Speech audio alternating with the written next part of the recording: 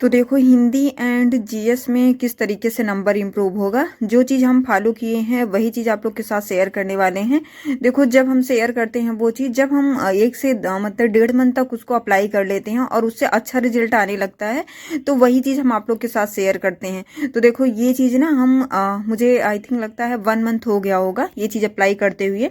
तो Hindi and GS में हम कैसे इतना अच्छा स्कोर बना रहे हैं, कैसे हमारा स्कोर इम्प्रूव हुआ है, वही चीज़ आप लोग के साथ डिस्कस करने वाले हैं कि किस तरीके से आप लोग हिंदी एंड जीएस में अपना स्कोर इम्प्रूव कर सकते हो। तो वो चीज़ चलो फटाफट से डिस्कस करते हैं। देखो ये एक घटना चक्र का प्रैक्टिस सेट है एंड एक ये आरडब्ल्यूए का प्रैक्टिस सेट है। दोनों कांस्टेबल के प्रैक्टिस सेट हैं। जब ये कांस्टेबल का पेपर था फरवरी में तो वही हमने इसको परचेस किया हुआ था।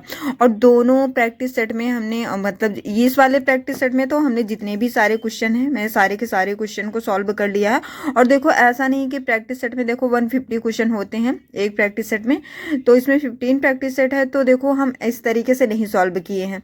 हमें जब भी देखो अभी इस टाइम हम ऐसा कर रहे हैं कि हिंदी एंड जीएस के पोर्शन को ही सॉल्व कर रहे हैं। तो देखो अगर हिंदी जीएस का पोर्शन अगर हम लोग सॉल्व कर रहे हैं और टाइमर लगा के सॉल्व कर रहे हैं तो बहुत जल्दी, देखो बहुत ज़्यादा टाइम लगाना नहीं है हिंदी जीएस में। ज़्यादा से ज़्यादा आप लगा रहे हैं तो 22 मिनट लगाइए, बस इससे ज़्यादा नहीं। 24, 22, 25 अगर जा रहा है तब भी ज़्यादा हो जा रहा है टाइम।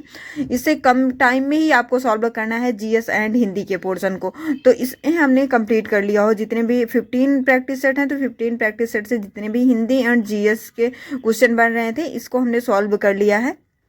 आज हमने जो घटना चक्र का प्रैक्टिस सेट है यहाँ से हमने प्रैक्टिस सेट सॉल्व किया हुआ है हिंदी एंड जीएस का, तो उसी से डिस्कस करने वाले हैं। और देखो बहुत सारे मेरे भाई बहन के कमेंट्स होते हैं कि दी रीजनिंग कहाँ से, सॉरी हिंदी कहाँ से कंप्लीट करें, जीएस कहाँ से कंप्लीट करें, कैसे कंप्लीट करें, कैसे अपना नंबर इम्प्रूव करें। तो आज वही चीज़ बताने वाले हैं कि आप लोग कैसे किस तरीके से मतलब प्रैक्टिस सेट सॉल्व करो या किस तरीके से स्टडी करो कि आपका नंबर इम्प्रूव हो जाए और बहुत जल्दी स्कोर अच्छा बनने लगे। तो देखो यही चीज़ आपको करनी है। ये चीज़ हम आई थिंक 1 मंथ से फॉलो कर रहे हैं। और जो चीज़ देखो जो चीज़ हम मतलब फॉलो करते हैं और उसमें बहुत अच्छा रिजल्ट आता है तो वही चीज़ आप लोग के साथ शेयर करते हैं। ये चीज़ आपको अप्लाई करनी ही करनी है, डेली करनी है। और देखो जिन लोगों का सिलेबस कंप्लीट हो गया उनके लिए ये चीज़ है। बाकी जिन भी मेरे भाई बहन का सिलेबस नहीं कंप्लीट है उनसे यही रिक्वेस्ट है कि सबसे पहले आप अपना सिलेबस कंप्लीट करिए, सिलेबस पे फोकस करिए।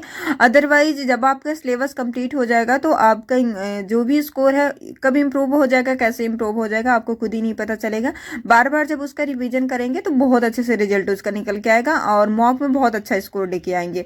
तो आपको सबसे पहले अपना सिलेबस कंप्लीट करना है। और जिन भी मेरे भाई बहन का सिलेबस कंप्लीट हो गया है ये चीज़ उनको अप्लाई करनी है, डेली डेली अप्लाई करनी है। इससे आपका बहुत जल्दी नंबर इम्प्रूव होगा, बहुत जल्दी हिंदी जीएस में बहुत अच्छा स्कोर करेंगे आप। तो देखो इसको किस तरीके से अप्लाई करना है, डेली डेली करना है। जो भी अगर आपके पास कोई प्रैक्टिस सेट है तो आप वहाँ से मतलब ये चीज़ करिएगा, और नहीं है तो आप टेक्स्ट बुक आरडब्ल्यू टीडब्ल्यू कहीं से भी आप वहाँ से सॉल्व करिएगा। बट आपको डेली करना है। जिन भी मेरे भाई बहन का सिलेबस कंप्लीट हो गया है ये चीज़ उनके लिए है, उनको अप्लाई करना ही करना है जीएस एंड हिंदी में। तो ये देखो ये घटना चक्र का प्रैक्टिस सेट है एंड देखो ये इसमें ना कांस्टेबल के अकॉर्डिंग दिया गया है। ऐसा नहीं कि बहुत ज़्यादा हाई लेवल का क्वेश्चन दिया गया है, बहुत ज़्यादा लो लेवल का। और देखो आरडब्ल्यूए का मॉक होता है ना उसमें बहुत ज़्यादा हाई लेवल का क्वेश्चन रख देते हैं। मतलब उसमें कुछ समझ में ही नहीं आता कि मतलब ये क्वेश्चन मतलब हमने कभी पढ़ा हुआ है कि ये पहली बार हमारी नज़रों के सामने आ रहा है। ऐसा हो जाता है कभी कभी हिंदी में। और तो इतना मतलब डिफ़िकल्ट पेपर भी नहीं बनेगा जितना डिफ़िकल्ट ये लोग कभी कभी बना देते हैं। क्वेश्चन पता नहीं कहाँ से कैसे रख देते हैं। तो ये चीज़ नहीं डिस्कस करने वाले हैं। ये हमने 13 सितंबर का ये प्रैक्टिस सेट सॉल्व किया हुआ था तो इसका डिस्कस नहीं करेंगे। जो आज हमने सॉल्व किया हुआ है उसी का डिस्कस करेंगे। और देखो आज हम मॉर्निंग में जब उठे थे तो 3:30 बजे के करीब उठे थे। तो मेरे पास ओनली 30 मिनट का टाइम था, आधे घंटे का ही टाइम था, क्योंकि मुझे आज ट्यूसडे था तो मुझे प्रभु श्री राम को सुंदरकांड सुनाना रहता है। तो फिर मैं ज़्यादा देर स्टडी नहीं कर पाती हूँ क्योंकि मॉर्निंग में ही मतलब आई थिंक 5 बजे से पहले ही हम मतलब पूजा करने बैठ जाते हैं तो वो टाइम लगता है। तो फिर मतलब 3:30 बजे जब हम उठे थे और उसके बाद मेरे पास आधे घंटे टाइम था तो मैं मॉर्निंग में ही ये चीज़ें सॉल्व कर ली थी। और देखो जब आपका माइंड बहुत ज़्यादा एक्टिव रहे उस टाइम अगर आप जीएस एंड हिंदी के पोर्शन को सॉल्व करते हो, प्रैक्टिस सेट लगा रहे हो, कुछ भी कर रहे हो तो वो बहुत अच्छे से क्लियर होगा और वो चीज़ें बहुत अच्छे से आपके माइंड में क्लियर होंगी। तो ये चीज़ भी आप कर सकते हो कि मॉर्निंग में भी ये सारी चीज़ें सॉल्व कर सकते हो। तो ये तो हमने कंप्लीट किया हुआ था इसके पहले ही। आज जो हमने सॉल्व किया हुआ है वही प्रैक्टिस सेट देखने वाले हैं। और ये चीज़ अगर आप लोग अप्लाई करोगे ना 101% बहुत जल्दी आपके नंबर इंप्रूव होंगे हिंदी एंड जीएस दोनों में। दोनों की बात करें अगर, देखो जिन भी मेरे भाई बहन के पास अगर प्रैक्टिस सेट नहीं है, उनके पास कोई प्रैक्टिस सेट की बुक नहीं है, तो वो आप टेक्स्ट बुक पे आराम से इजीली तरीके से वहाँ प्रोवाइड किया गया है टेक्स्ट बुक पे RWA पे, वहाँ से आप लोग को कर लेना है। तो ये रहा जीएस का पोर्शन। एंड अभी हम लोग डिस्कस कर लेते हैं क्वेश्चन का। तो कितने क्वेश्चन हमारे राइट हैं, कितने क्वेश्चन रॉन्ग है, उसको बाद में हम लोग देख लेंगे। और देखो आपको टाइमर लगा के ही करना है, बिना टाइमर के आपको नहीं करना है। आप अलार्म लगा लीजिएगा फ़ोन में, कहीं भी टाइमर के साथ ही करना है। बहुत ज़्यादा टाइम नहीं देना है कि आप 38 क्वेश्चन जीएस का है, 37 क्वेश्चन हिंदी का है, तो आप उस पर आधे घंटे 1 घंटे दे रहे हो। बिल्कुल ऐसा नहीं करना है। जिस तरीके आपको एग्जाम में सॉल्व करना है टाइम के मतलब टाइमर देखते हुए, उसी तरीके से आपको यहाँ भी सॉल्व करना है। कब भी जब भी आप मॉक लगा रहे हो या मतलब आप ऑफलाइन लगा रहे हो या ऑनलाइन लगा रहे हो, ऑनलाइन लगा रहे होंगे तो उसमें तो टाइमर चलता ही चलता है जो मिनी मॉक होगा। बाकी अदरवाइज अगर आप टेक्स्ट बुक पे लगा रहे हो तो भी आपको टाइमर लगा के ही सॉल्व करना है और बिना टाइमर के नहीं सॉल्व करना है, क्योंकि बहुत ज़्यादा फिर टाइम लगेगा तो वो चीज़ कोई मतलब नहीं निकलेगी। आपको टाइमर लगा के इसलिए सॉल्व करना है ताकि आपकी हैबिट बन जाए कि 38 क्वेश्चन हम कितने टाइम में कर ले रहे हैं, 37 क्वेश्चन हम कितने टाइम में कर ले रहे हैं। हिंदी एंड जीएस के पोर्शन को जब भी सॉल्व किया करो तो टाइमर लगा के ही सॉल्व किया करो, नहीं तो ऐसा होता है कि टाइम बहुत ज़्यादा लगता है। और इसलिए हम इसको सॉल्व कर रहे हैं क्योंकि टाइम मैनेज करने के लिए, क्योंकि मुझसे ना हिंदी में बहुत ज़्यादा टाइम लग जाता है, हिंदी एंड जीएस में भी। जबकि हिंदी एंड जीएस का अगर पोर्शन हम लोग सॉल्व कर रहे हैं तो 20 या 22 मिनट में हम लोग को कर लेना चाहिए। और इससे ज़्यादा अगर टाइम लग रहा है तो फिर समझ लीजिए कि आप ये तो मैथ का कुछ क्वेश्चन छोड़ेंगे या तो रीजनिंग का कुछ क्वेश्चन आपसे मिस होगा।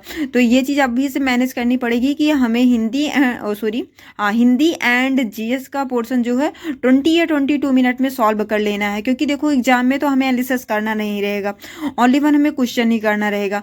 तो वो चीज़ अभी से हैबिट बना के चलेंगे तो वो अच्छा रहेगा। एग्जाम में वो चीज़ फेस नहीं करनी पड़ेगी कि टाइम मतलब कम पड़ गया, आपके क्वेश्चन छूट गए। तो ये चीज़ अभी से करना है। तो जब आप जीएस का एंड हिंदी का जब भी आप पोर्शन सॉल्व करो तो टाइमर लगा के ही सॉल्व करना है। आप कहीं भी किसी भी प्लेटफॉर्म से दे रहे हो, RW TW टेक्स्ट बुक कहीं से भी दे रहे हो, अगर मिनी मॉक दोगे तो उसमें तो टाइमर लगा होता है। बट जैसे आप अदरवाइज प्रीवियस ईयर के क्वेश्चन सॉल्व कर रहे हो तो उसमें आपको खुद से टाइमर लगा के तभी सॉल्व करना है वो क्वेश्चन। तो देखो एक और ये भी देखो कि जब आप प्रैक्टिस सेट सॉल्व करोगे तो आपको अलग अलग क्वेश्चन मिलेंगे, अलग अलग क्वेश्चन मिलेंगे। देखो जो RWA का मॉक होता है उसको देख के आपको नहीं चलना है कि किसका कितना स्कोर बन रहा है, बहुत ज़्यादा हाई रैंक कर रहे हैं तो उसको आपको नहीं देखना है। और उस लेवल का, जिस लेवल का वो लोग मॉक बनाते हैं उस लेवल का एग्जाम में पेपर बनेगा नहीं, तो वो चीज़ आपको नहीं देखना है। सेक्शनल वाइज आपको मॉक लगाना ही लगाना है। सेक्शनल वाइज मॉक आप किसी भी प्लेटफॉर्म से लगा लीजिएगा। देखो RWA पे जब वीकली मॉक दे रहे हो तो सेक्शनल मॉक आप टेक्स्ट बुक से या फिर जो TW है या एग्जामपुर पे यहाँ से आप दे लिया करो। जरूरी नहीं कि हम लोग एक ही प्लेटफॉर्म के भरोसे रहें, एक ही प्लेटफॉर्म पे मॉक दें।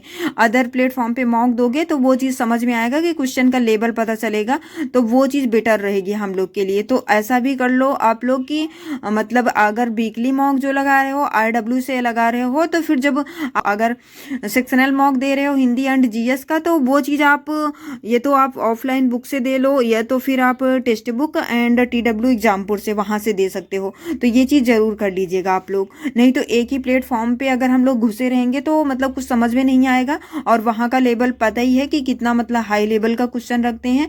देखो हमें हाई लेवल का क्वेश्चन रख रहे हैं तो वो उस तरीके का हमारे एग्जाम में अगर क्वेश्चन बनेगा नहीं तो वो मतलब क्या निकल रहा है। बस मतलब जितने स्टूडेंट हैं वो डिमोटिवेट हो रहे हैं, मतलब खुद से उनको मतलब इतना ज़्यादा परेशान हो जाते हैं, हमारे मॉक में नंबर नहीं इंप्रूव हो रहे हैं, स्कोर अच्छा नहीं आ रहा है तो हम पेपर कैसे क्लियर कर पाएंगे। तो देखो कुछ स्टूडेंट बहुत ज़्यादा डिमोटिवेट हो जाते हैं। देखो उनके मॉक को लेकर डिमोटिवेट नहीं होना है आपको अदर प्लेटफॉर्म पे वहाँ से मॉक दे लेना है आपको। तो देखो सबसे पहले देखो जीएस का ही डिस्कस कर लेते हैं। एंड देखो जीएस में हमारे 38 क्वेश्चन में 24 क्वेश्चन सही है एंड 3 क्वेश्चन मतलब रॉन्ग हुआ है और 10 क्वेश्चन हमने स्किप किया हुआ है। और 10 क्वेश्चन किस तरीके से स्किप हुआ है, जो करंट्स के क्वेश्चन थे ना, तो इसमें करंट्स के भी क्वेश्चन दिए गए हैं तो वो चीज़ हमने स्किप किया हुआ है। और देखो एक क्वेश्चन हमने 23 क्यों लिखा हुआ है यहाँ, और एक क्वेश्चन यहाँ एक था ये 38 नंबर का जो क्वेश्चन था, तो इसमें पूछा था तिलक किस प्रकार का शब्द जो 38 नंबर का क्वेश्चन था, तिलक किस प्रकार का शब्द है, तो ये देखो मुझे लगा कि हिंदी में यह है ये प्रश्न, तो फिर बाद में जब मैं काउंट करने लगी तो ये जीएस का ही क्वेश्चन है, तो फिर ये क्वेश्चन हमारा करेक्ट था, तो इसको बाद में हमने ऐड किया हुआ है, तो इसलिए हमने 24 यहाँ लिखा हुआ है, 23 पहले हमने लिखा हुआ था। तो देखो ये सारे क्वेश्चन को देखो, अगर ये सारे क्वेश्चन इसी लेवल के क्वेश्चन हमारे लोग के एग्जाम में बनने वाले हैं, कांस्टेबल के एग्जाम में जो भी क्वेश्चन बनेगा इसी लेवल का क्वेश्चन बनेगा, तो ये चीज़ हम लोग को अभी से यहाँ अगर मतलब किसी दूसरे प्रैक्टिस सेट से सॉल्व कर रहे हैं तो क्वेश्चन हम लोग को मतलब कुछ अलग से देखने को मिलेगा, और जिस तरीके से हमारे एग्जाम में आना है उस तरीके से हम लोग को क्वेश्चन देखने को मिलेगा। देखो ये जीएस का है पोर्शन, एंड जीएस में देखो फर्स्ट क्वेश्चन था मोतीलाल नेहरू बाल संग्रहालय स्थित है, तो ये लखनऊ में स्थित है। सेकंड था उत्तर प्रदेश का सबसे पूर्वी शहर कौन सा है, तो ये बलिया है। देन थर्ड क्वेश्चन है उत्तर प्रदेश में उगाई गई निम्नलिखित फसलों में किसकी अवधि न्यूनतम है, तो मूंग की है।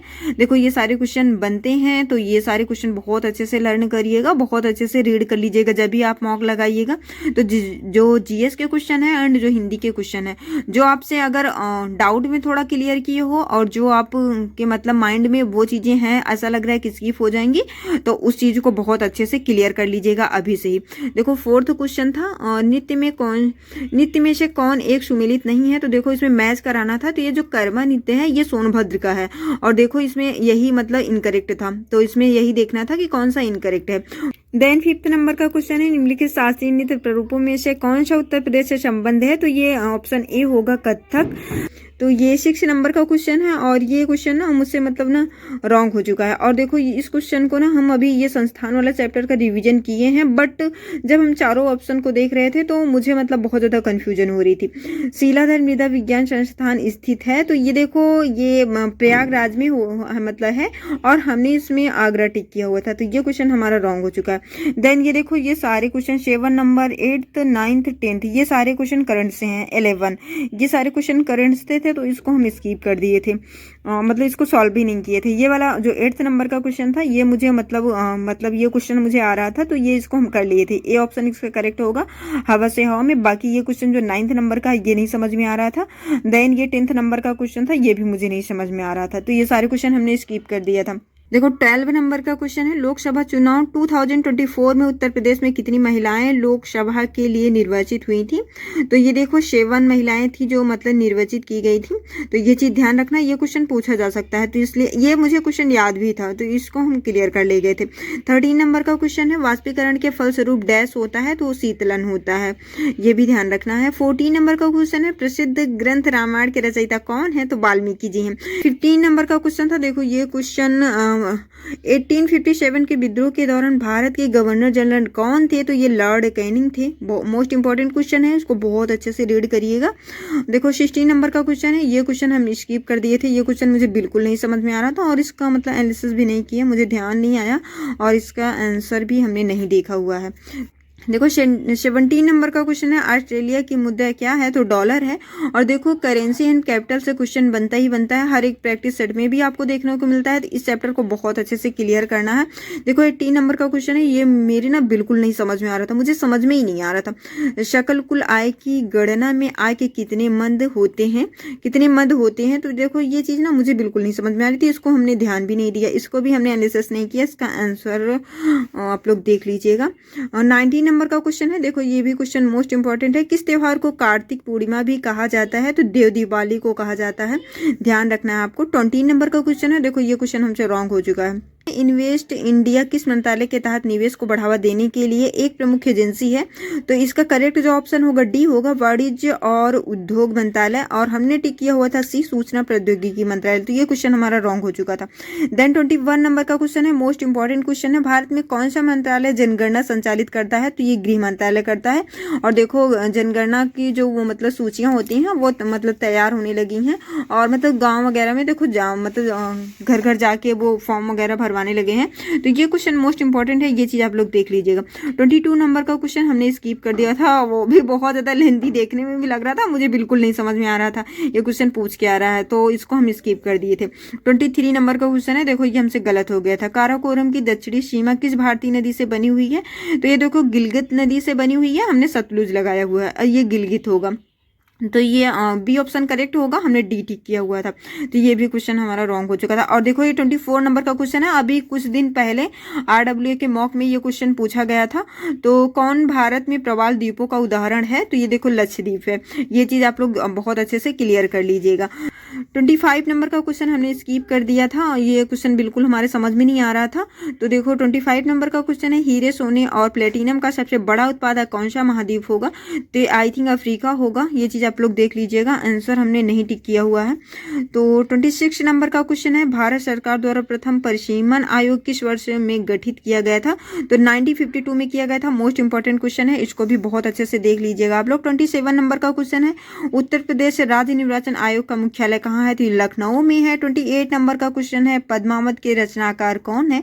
तो देखो ये मतलब मलिक मोहम्मद जैसी होगी, और ये मोहम्मद अली लिखा हुआ था, और मतलब बहुत जल्दबाजी के चक्कर में जब हमने इसको टिक कर दिया सी ऑप्शन को, तो फिर बाद में हमने देखा कि ये तो मोहम्मद अली लिखा हुआ है। मुझे ऐसा लग रहा था कि मलिक मोहम्मद जैसी लिखा हुआ है, तो इसको हमने कट कर दिया। और देखो ऐसे ही होता है, हम लोग से बहुत जल्दबाजी में क्वेश्चन रॉन्ग होते हैं, एग्जाम में यही होता है। तो ये चीज अभी से हम लोग को मतलब बार बार अगर प्रैक्टिस सेट सॉल्व करेंगे तो वो चीज अभी से कवर हो जाएगी।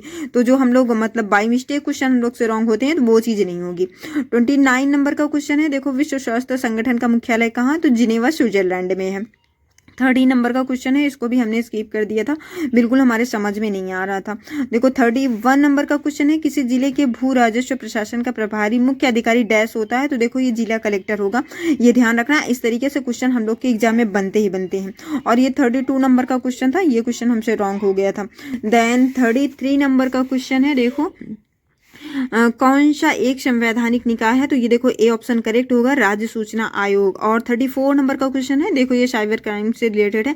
डैश एक सॉफ्टवेयर है जो आप पर जासूसी करता है ताकि इंटरनेट पर वह आपकी गतिविधियों को भाप सके एंड उसके मुताबिक आपके सिस्टम में विज्ञापन ला सके। तो ये देखो स्पाईवेयर होगा। अभी भी हमने 2 से 3 दिन पहले इसका रिवीजन किया हुआ था, तो इसे हमें मतलब आंसर मतलब टिक करने में कोई प्रॉब्लम ही नहीं है, बहुत अच्छे से जल्दी से सिलेक्ट कर लिए थे। तो ये चीज क्लियर थी, तो इस वजह से बहुत जल्दी सिलेक्ट कर लिए।